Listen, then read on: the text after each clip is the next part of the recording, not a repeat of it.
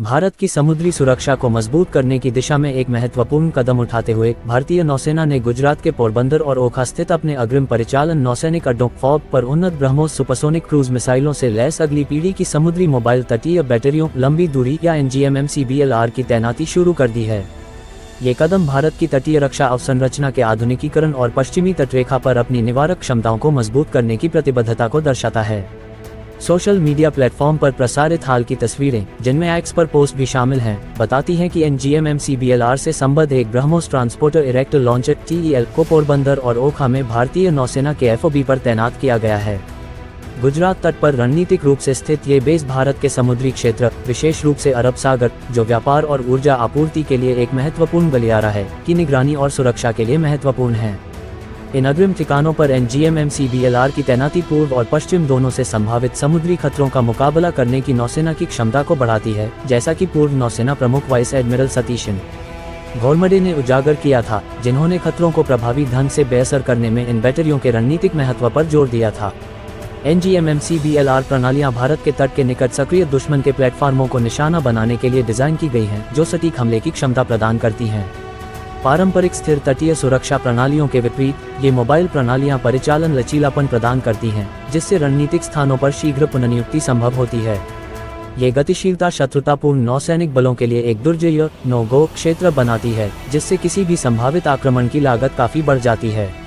30 मार्च 2023 को रक्षा मंत्रालय ने NGM-MCBLR प्रणालियों और ब्रह्मोस मिसाइलों की खरीद के लिए भारत के रक्षा अनुसंधान एवं विकास संगठन DRDO और रूस की NPO मशीनोस्ट्रोवेनिया के संयुक्त उद्यम BrahMos aerospace private limited BAPL के साथ एक ऐतिहासिक अनुबंध पर हस्ताक्षर किए।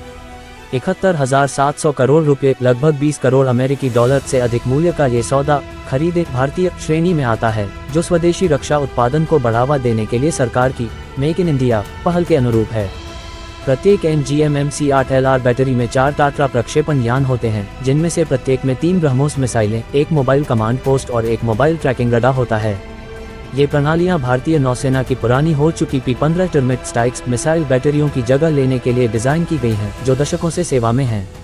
NGM-MCBLR प्रणालियों की डिलीवरी शुरू में 2027 में शुरू होने वाली थी, लेकिन पोरबंदर और ओखा में ब्रह्मोस TEL की हालिया उपस्थिति से संकेत मिलता है कि भारतीय नौसेना इन प्रणालियों को समय से पहले चालू करने के लिए इनकी तैनाती में तेजी ला रही है या पूर्व प्रेरण परीक्षण कर रही है।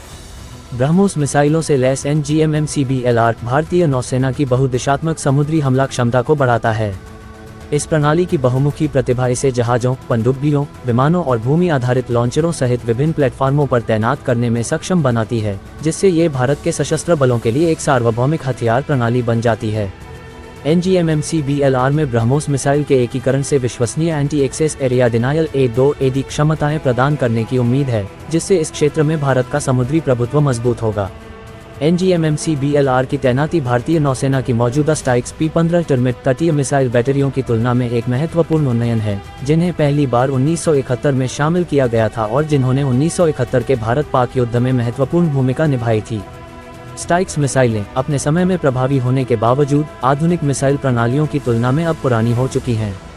NGM-MCBLR अपनी उन्नत ब्रह्मोस मिसाइलों के साथ बेहतर गति, दूरी और सटीकता प्रदान करती है, जिससे ये सुनिश्चित होता है कि भारत की तटीय सुरक्षा उभरते खतरों के विरुद्ध मजबूत बनी रहे। आप यहाँ तक सुन चुके हैं तो चैनल को लाइक और सब्सक्राइब करें और शेयर करना ना भूलें। धन्यवाद।